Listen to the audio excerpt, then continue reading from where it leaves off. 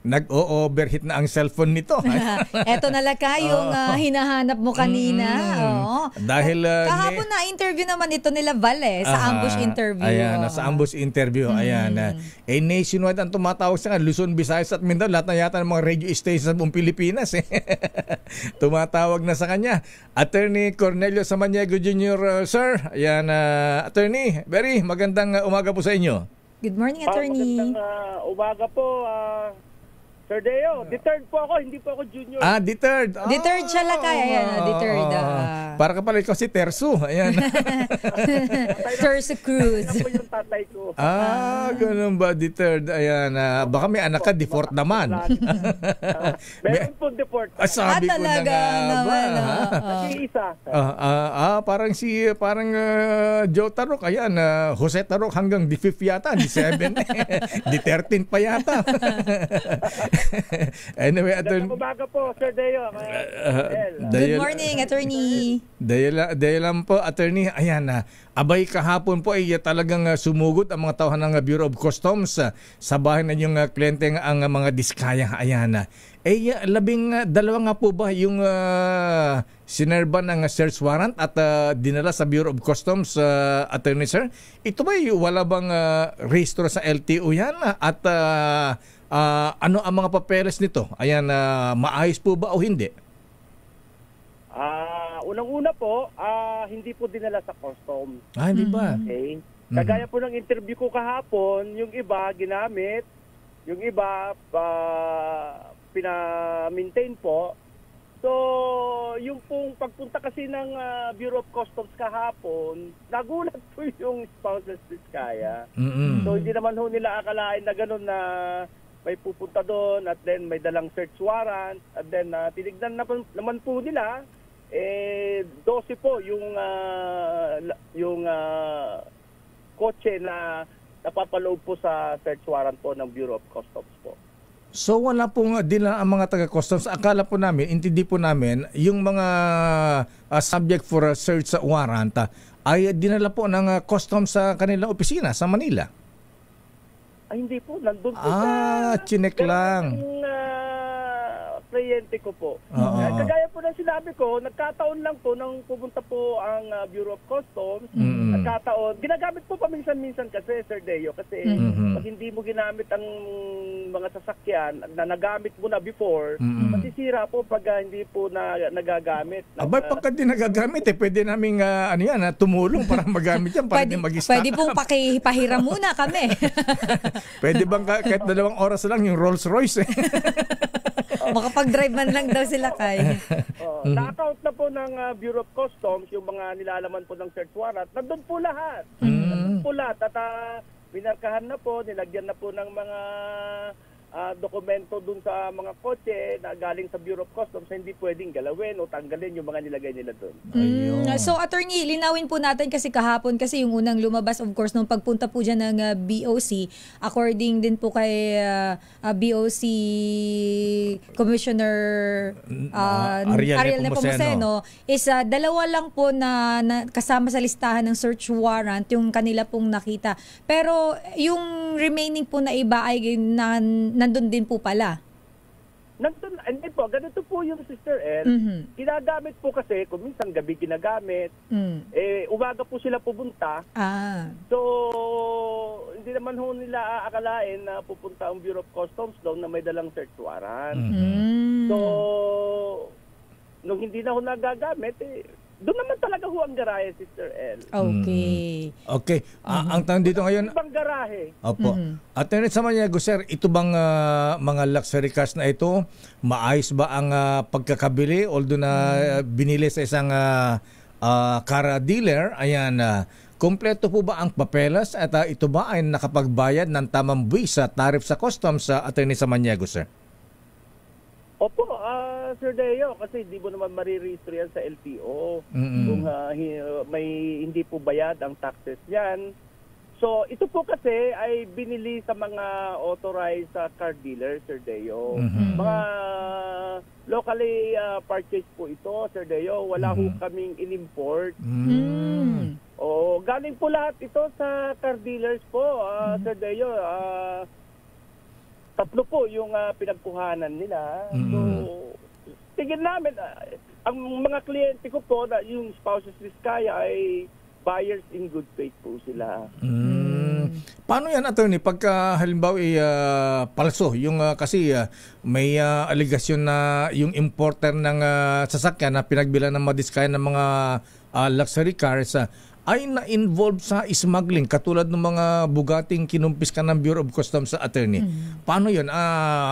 May pananagutan ba ang buyer, kahit na buyer in good faith, kung ang pinagmula halimbawa ay ito ay smuggled? Ay, hindi naman po kasi alam ng kliyente ko yun. Ngayon, kung ganun po yung naging sitwasyon, ang masasabi ko lang po, buyers in good faith po yung mag-asawa.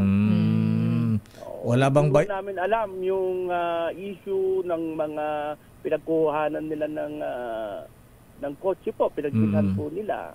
Wala bang doon violation sa anti-fencing law, attorney? Yung bibili ka ng parang nakaw or illegally acquired? Ay, iba naman pong anggulo po yun, yung anti-fencing, yung talaga yung ninakaw talaga. Yung ninakaw talaga, tapos binili mo po. Pero ibang anggulo po yun, Sir Deo. Opo, ayan. So, attorney, lahat po ng mga sakyan, all accounted po, ayan, kasi yung ginamit, kaya hindi po dinat ng lahat yung mga sasakyan dyan sa bahay ng mga Diskaya kahapon. Meron naman po dinatnan, 2 po. Yung 10 po, yung iba ginamit, yung iba preventive maintenance. Ganun po. Nandun na po lahat, sir. So, attorney, linawin lang po natin, ito po yung pinagpaparka ng mga sasakyan na nag-inisyo ng search warrant ng BOC ay dyan sa St. Gerard Construction. Ito po ay hindi bahay ng mga Diskaya. Tama po, Sister El. Ganito po yan, magkaiba po yung office ng spouses Diskaya at saka yung mga korporasyon. Hiwalay naman po yung bahay, magkatapat lang. Magkatapat po. Iba po talaga ang bahay nila, katapat. Yung tapat po, yun po yung talaga yung office po. So ito ay opisina, yung itong opisina, ayun. Sa baba po. Opo. Para malinaw lang, attorney, kasi medyo nagugulan yung iba na nandun nakapark, tapos may bahay ba yun o ano? So ito ay opisina, building ng St. Gerard. Ayun. Ganito po, Sister El, para malinawan yung mga kaibigan natin sa media, ang mga sasakyan po may sariling parking sa baba ng opisina po. Ang bahay po ng spouses Diskaya, hiwalay po sa opisina. So kaya wala sila dyan noong pumunta yung mga taga-Bureau of Customs. Hinahanap po sila Ayan, Tama po. At medyo natutuwa naman ako kay Commissioner Ariel Nepomuceno dahil hindi na yung bahay po ay hindi po sinali kasi pribado po yun, sir. Ayan. Curious lang ako, attorney. Ito po yung pinuntahan ng ating mabuting Commissioner Ariel Nepomuceno po. Yung opisina po. Attorney sa Maniago, pagka pinaparehistro yung Rolls Royce, dinadala ba sa LTO yan? Taga-LTO nagbubunta sa ano? Ida-drive pa LTO. Susundo yung taga-LTO pupunta sa yung talaga yung gusto mong itanong kay attorney kanina pa Ay, administrative na po yan. Hindi ko na po masasagot.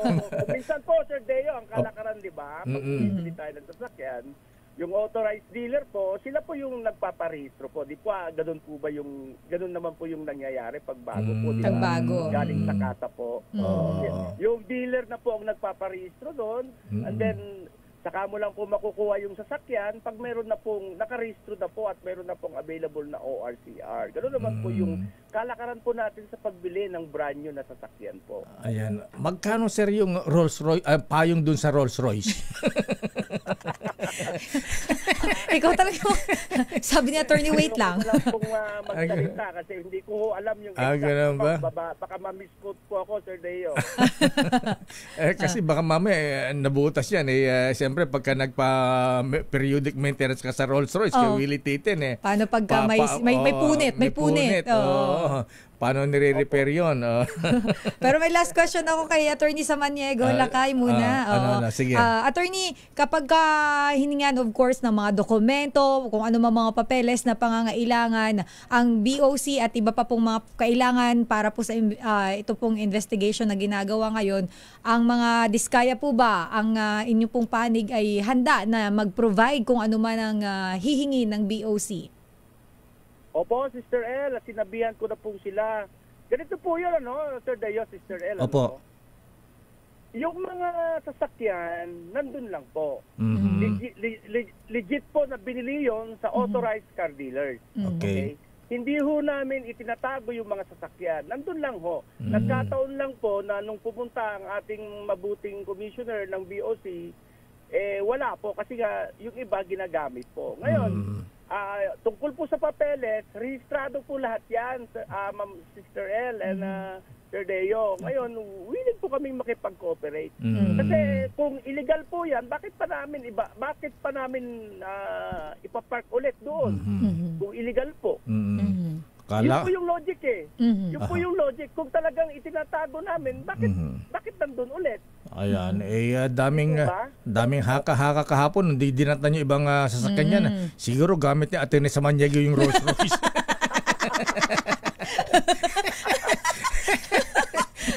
Ganito kasi, Sir Deo, matagal kaming nanahimik po. Matagal po talaga kaming nanahimik kasi wala ho kaming laban sa SOCMED saka sa ibang mga balita na nangyayari. Kasi under attack po ang spouses Diskaya.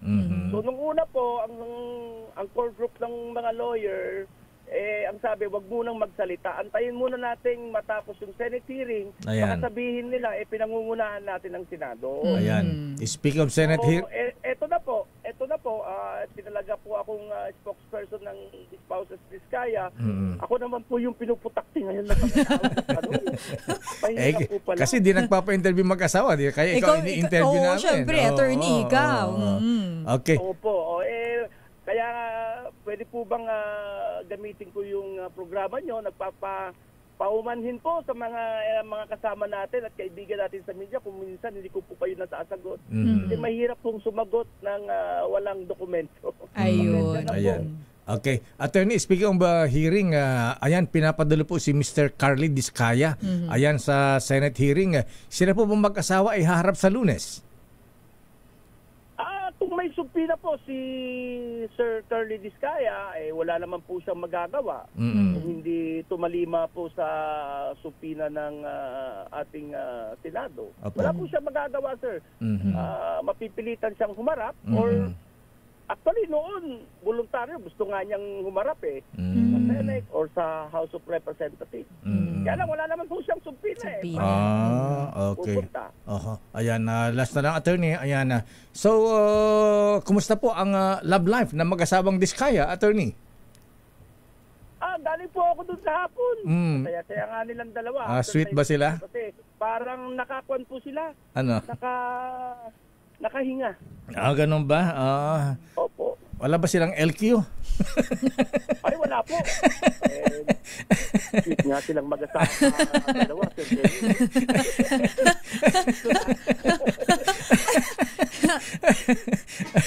Alam mo naman social media. Teka muna, isa na lang.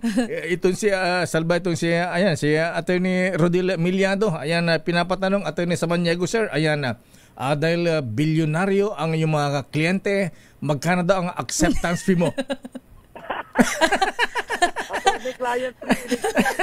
Hindi pwedeng i-disclose. Ganun ba yan? Attorney Siegfried Fortune na ba ang taripa mo ngayon? Ayun po, may right po. Attorney Jun Samaniego, sir, maraming salamat po at maganda umaga po, sir. Thank you and good morning. Thank you, attorney. Welcome po, Sir Deo, Sister El. Maraming po salamat. Maraming salamat po, mga kabigan. Attorney Cornelio Samaniego III.